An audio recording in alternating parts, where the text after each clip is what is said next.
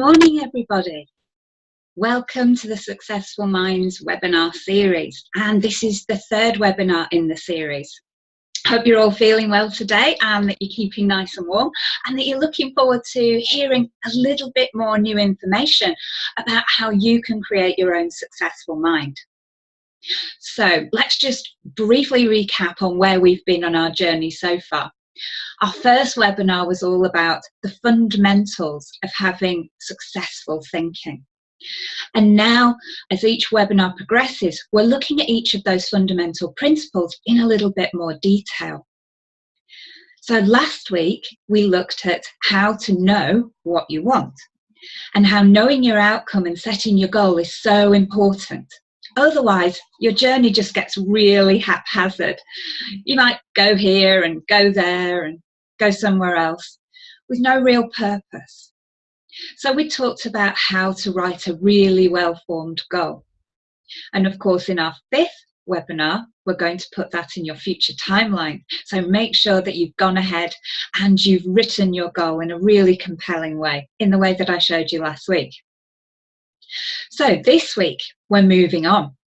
Now it's about focusing on what you want. So it's all well and good having a really nice goal that's been really well formed and really well written. If you're not focusing on that goal and, more importantly, taking action towards it, then it's not going to happen. So in the next half hour, we're going to think about how to focus on what you want. So when we focus on what we want, it's drawing us away from focusing on what we don't want. And of course, there are two different ways of thinking.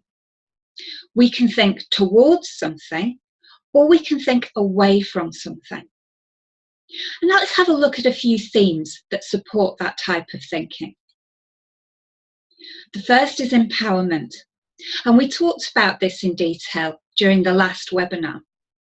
And just as an aside, if you want to catch up on any of the previous webinars, you can by accessing our YouTube channel. If you just send me an email, I'll send you the link and you can catch up on everything that you might not have been able to attend at the time. There's also a concept called perception is projection that I'd like to bring to your attention this week. It's quite a fun concept and you're going to have a lot of fun thinking about it for the rest of the day. We're going to talk about focusing on what you want and also the responsibility for change. So let's consider the first of those to begin with. And you'll remember this little equation from last week. Cause should be greater than effect. And of course, when we're at effect, we have all those reasons and excuses for why our life hasn't really panned out the way we wanted it to, why we haven't realised our dreams, why things are not going right at the moment. And when we're at cause, we take responsibility for our results. And remember, when you're at effect of everyone and everything else, you've given away your personal power to all those other things and all those other people. So if we move ourselves to cause and take responsibility for our results, then we take back our control, our personal power. And of course, we become empowered.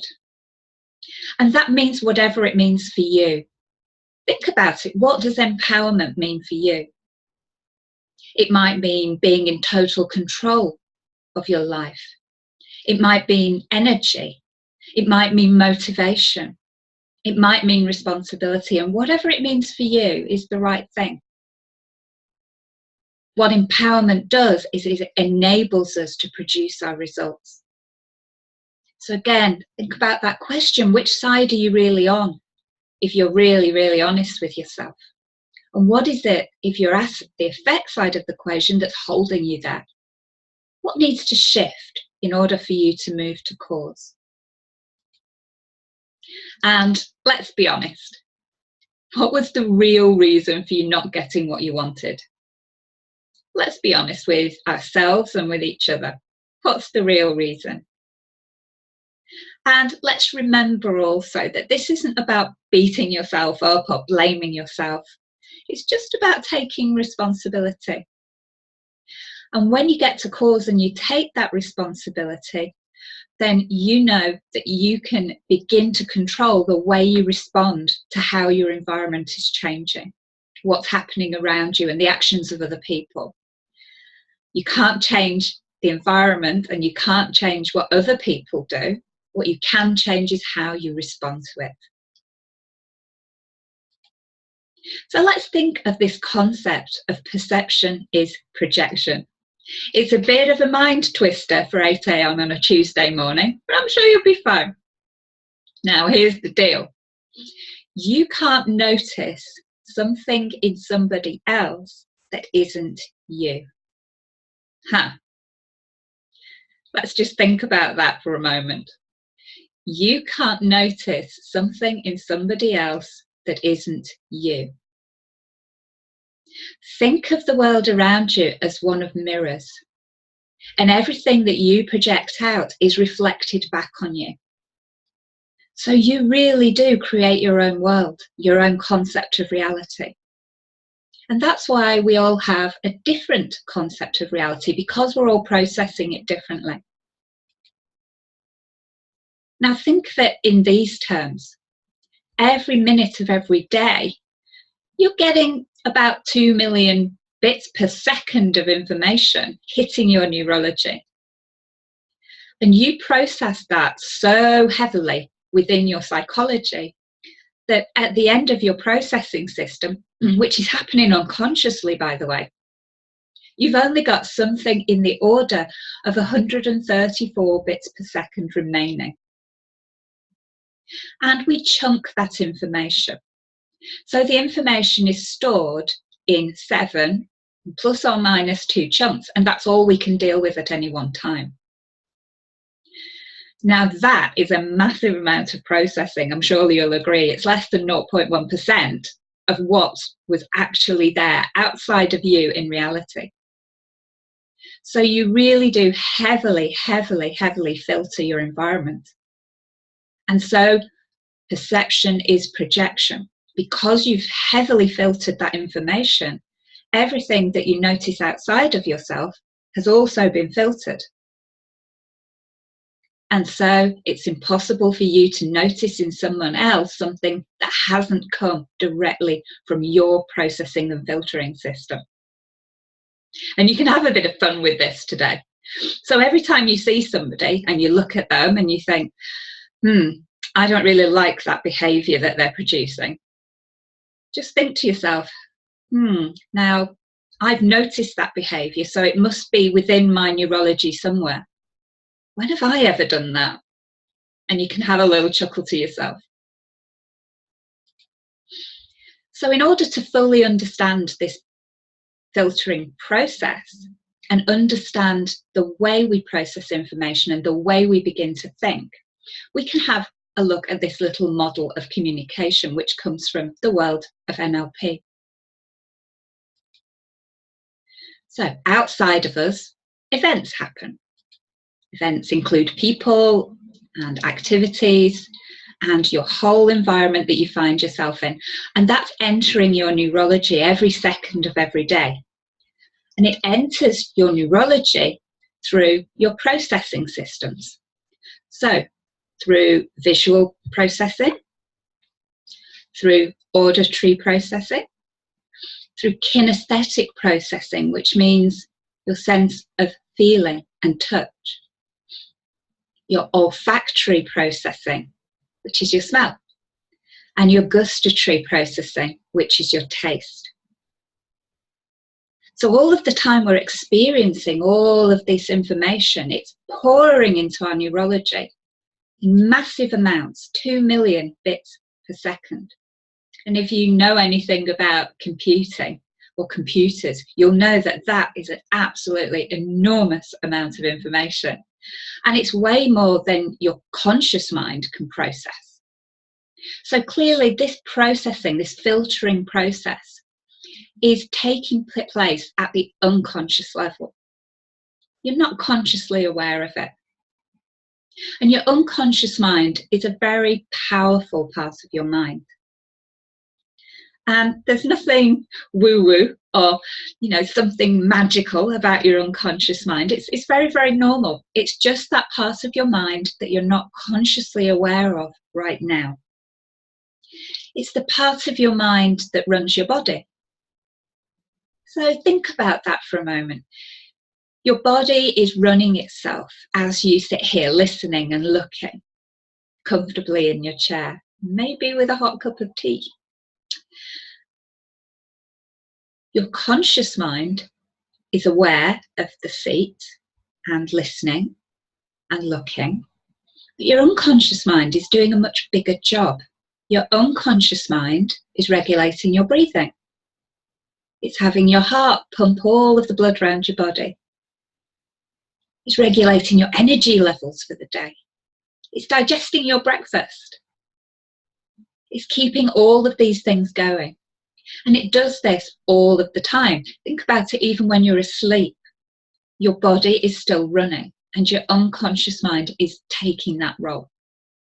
So one of the prime directives of your unconscious mind is to run the body. So your unconscious mind is very, very powerful, and it works very, very quickly. And so it's able to process all of this 2 million bits of information and put it through a series of filters, which are unique to you.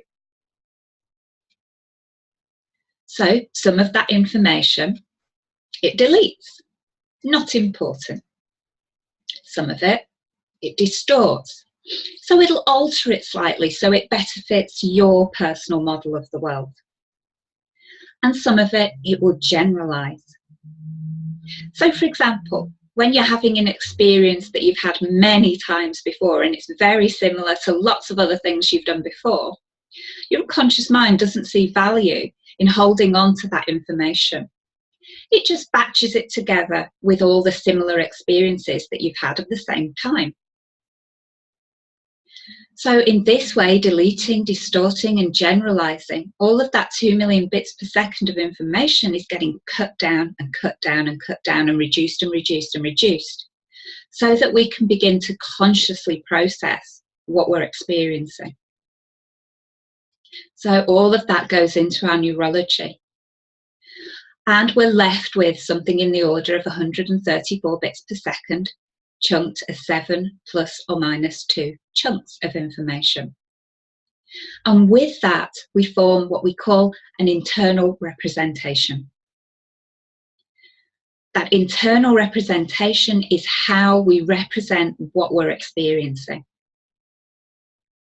So you'll see very clearly here that everybody would do this slightly differently. And that's why we're all very unique in our concepts of behaviours, of experiences, of the way our world's constructed. We all do it individually with a different 134 bits per second of information. That's why we're all unique characters. And the world is richer for it. So we have an internal representation, and that will be made up maybe of a picture in our mind, might have sounds that are associated with it. There'll certainly be a feeling associated with it. Maybe there are smells and tastes associated with it too. So we get our unique representation, our unique internal representation.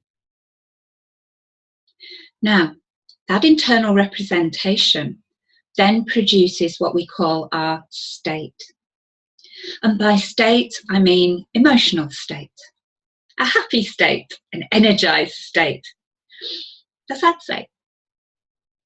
We have many different emotional states, and the state is initiated by the nature of the internal representation. And then that state in turn affects our body, our physiology, because our mind and body are inextricably connected. One affects the other and vice versa. Think about that for a moment. When you feel really happy, do that now. Think of a time when you were really, really happy. Just go back to that time now. Imagine floating down into your body, hearing what you heard, seeing what you saw, and really feeling those feelings of being totally happy. And notice how your body feels. It feels a certain way. And the same's true for our negative emotions. Our negative emotions also change our physiology, and our body begins to feel very different. And when that happens, it then impacts our state even more, which again impacts our internal representation. So we get a little feedback loop going. And this is one of the reasons why when we're feeling negative emotion, for example, when we're feeling really sad, that feeling's really hard to shake off because it gets stuck in a feedback loop. So in order to change it, we need to change the internal representation which is driving it. So we get a feedback situation going on. And then all of this, our internal representation, our state and our physiology, then produce our externally noticed behaviour. So by understanding our thinking in this way and knowing why we produce behaviours that we produce, that's really great news for us, because what we can do is we can initiate changes to the internal representation and therefore change our external behaviour. So now you know how to change a behaviour that you don't like. It's about changing those pictures, sounds and feelings that you have held in your mind. And there are techniques to do this, and we train all of them as our NLP practitioner coach training. And you've got an opportunity to come and take that training in March and really get a grip on your unwanted behaviours, and also get a handle and control of your internal state. And of course, because that helps your body, you're looking at creating your own holistic health. So whatever you thought NLP training was, I think you'll agree it's a lot more than that. So our internal representations, which represent our experiences through our 5 senses, visual, auditory, kinesthetic, olfactory and gustatory, then produce our self-talk. In NLP terms, we call this auditory digital, or AD. These are the words we use to label our experiences. So we form our reality, we make things exist by putting a label on them, by naming them, putting a linguistic label to them. And once we've labelled things linguistically, then they exist. And so we create our concept of reality in this way. So in order to get a really successful mind, understanding this filtering process and knowing how you can change it is a really big step towards understanding your thinking and then beginning to control your thinking. And then the big one, thinking on purpose. And once you know how to think on purpose, as all of our graduates do, then you can control your internal representations, how you feel about it, and your external behaviour. Imagine if you could do that, you could stop all the behaviours that you are limited by, all of those behaviours that don't really work for you, and you're just stuck in a habit, you don't know how to change them. This is how you can make it happen. So in order to get to your goals and really, really think on purpose, you need to focus on what you want. Here's a couple of really fun quotes, what I think illustrate the concept really well. Henry Ford is famously quoted as saying, "Whether you think you can or think you can't, you're right." So whatever you think is what you manifest. And that's because your unconscious mind is a very serving mind, and it takes everything literally and very personally. So if consciously you're consistently thinking, "I can't do that, I'm not good enough," then your unconscious mind believes that's the behaviour that you want to manifest, because that's what you're telling it. And so it produces the behaviour to support "I'm not good enough." And the converse, luckily, is also true. If you're consistently thinking, I can do this, I can succeed, I'm absolutely good enough, again, your unconscious mind takes that literally and produces the attendant behaviour. So it's really important to focus on what you want. No, the most successful people in the world with the most successful minds, they think in this way. Here's a quote from Michael Caine, the actor, interviewed on Australian television about the secret of his success. And he said, I have a policy. I never listen to anyone explain why they can't do something. And he had added that he didn't want to be convinced by them. He didn't want to adopt somebody else's thinking of why something couldn't happen. So focusing on what you want is very much part of a successful mind. So think of it in these terms. What you focus on is what you get. This is the difference between what we call away from thinking and what we call toward thinking. So let me just expand on that a little. Away from thinking is when people think consistently about what they don't want. So they're moving away from what they don't want as they progress their life journey. So I don't want to be poor. I don't want to be struggling with money. I don't want to work for that particular person or that particular company. I don't want this type of relationship. I don't want these health problems. So consistently focusing on what you don't want. And of course, because your unconscious mind is so serving and anxious to please you, it's going to produce those things. Toward thinking is thinking about what you do want. So I want to be fit and healthy. I want to eat well.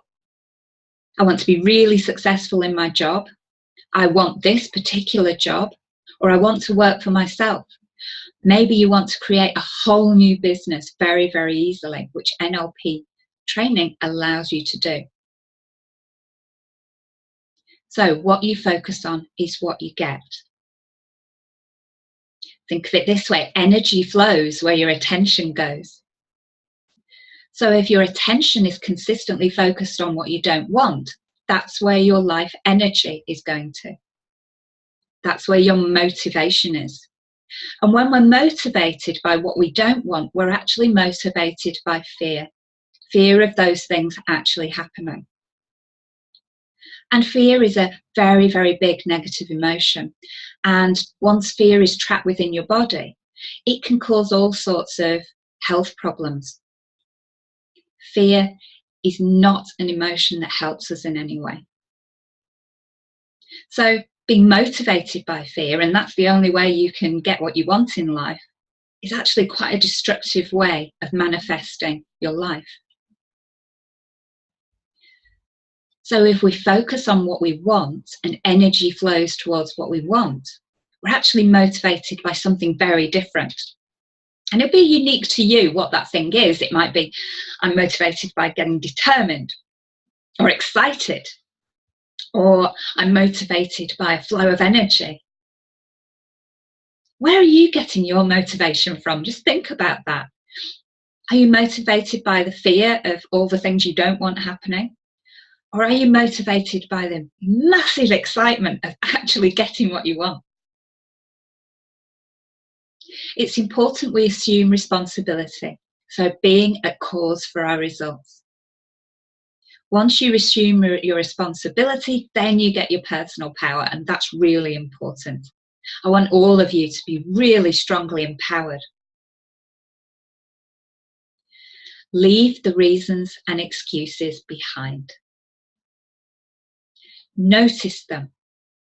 You might even want to write them down. What are all my reasons and excuses for not having my life the way I want it? Think about it carefully. Note them down. Acknowledge those things and then let them go. Forget the reasons and excuses. And when you do that, then you get your personal power. And personal power is whatever it means for you. Does it mean huge amounts of energy? Does it mean manifesting what you want? Does it mean motivation? You get your personal power, you become empowered, and then you can start to get what you want. Here's a nice quote from Albert Einstein. It's the insane person who persists in doing the same thing over and over again and expects to get different results. So even if you can't change something, you can change the way you think about it. And that's doing something different. So think about that. Is there something in your life that you do habitually? You do it over and over and over again in exactly the same way. And each time you get exactly the same results. And those results are not producing your outcomes. Think about those areas in your life where you don't feel like you're moving forward, like you're stuck in a rut. Think about all those activities that you're doing, that you do the same thing, you keep doing it, and you think, if I do it again, it'll work next time. Maybe I better just do more of it or do it with more energy. Then it'll work next time. And you keep on doing the same thing over and over again, and it still doesn't work. So think about how you could change it. And that's a really key point to taking action. If something isn't working, then do something differently. And I know that means pushing yourself out of your comfort zone. We all have a comfort zone. That zone may be around you, where you feel comfortable. You know what you're doing. You know what to expect. You feel quite confident in your comfort zone. And then maybe somebody asks you to do something, maybe at work or at home, and that means, taking a little step outside of your comfort zone. And all of a sudden, things feel a little bit more challenging. The great thing is, once you push yourself even a small bit outside of your comfort zone, then your comfort zone begins to grow. It begins to expand. And so every time you take a little step outside of it, then it grows and your comfort zone becomes bigger and bigger.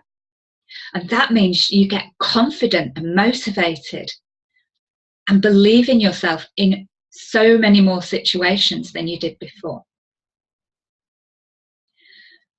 So my challenge for you today is do something that has you step outside of your comfort zone. Even if it's just a little tiny bit, it's worth it. So do something today that pushes you out of your comfort zone. And once you've experienced it, you'll realise it's not really as bad as you thought it would be. And you actually felt really good once you'd stepped outside of it. So once you get used to stepping outside of your comfort zone, you can repeat it every day. You can step outside a little bit more and a little bit more each and every day. And that's your responsibility. Your responsibility for changing you and changing elements in your life that you're not happy with rests with you. And of course, there are many people and many new learnings that can help you along the way. But at the end of the day, the actual change process rests with you and your motivation to activate it. So you might, for example, get a coach to help you with that journey. You could even come to Quest for Success and get a coach here. We can do that over the telephone or over Skype or face-to-face, whatever works with you. And we'll walk your journey with you. That responsibility rests with you. Nobody else can change you for you. So even if you have a coach or a mentor or a therapist, they're just giving you the instructions. They're giving you the guidelines.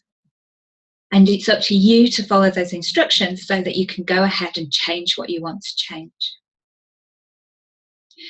NLP as a profession and as a body of learning has all of the instructions for change that you need. So just by investing those 8 days in March to join our NLP Coach Practitioner training, you can start to get the instruction manual for your mind. Begin to understand your mind, control your mind, and therefore begin to think on purpose. Remember, change is something that you choose for yourself. You have to choose it. Nobody can choose it for you. So another challenge. Will you choose to change what you want to change and change it today? Take the bull by the horns, channel your energy, change something that needs to be changed.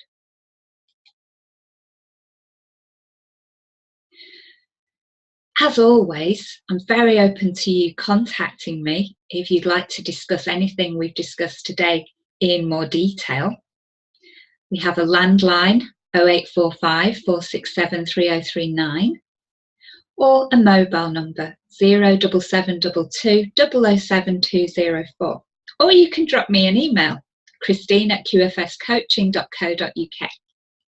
And if you want to learn more about our NLP Coach Practitioner training, or indeed one-to-one coaching and accelerated performance coaching, then just visit www.qfscoaching.com, where you'll find all the information. So, any questions today? As always, you can unmute yourself by clicking on the microphone icon, or you can use the text message box in the system to ask a question. So I'm going to give you a couple of moments to ask questions.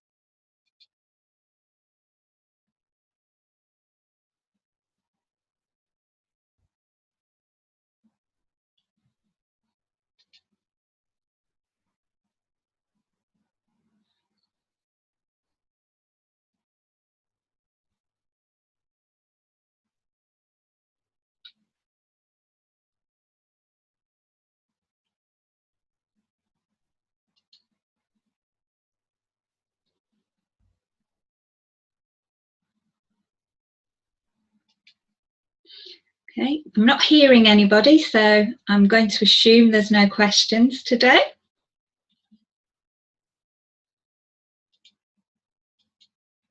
So as always, on each of the webinars, I've offered you a gift to thank you for supporting me and for watching the webinars each week.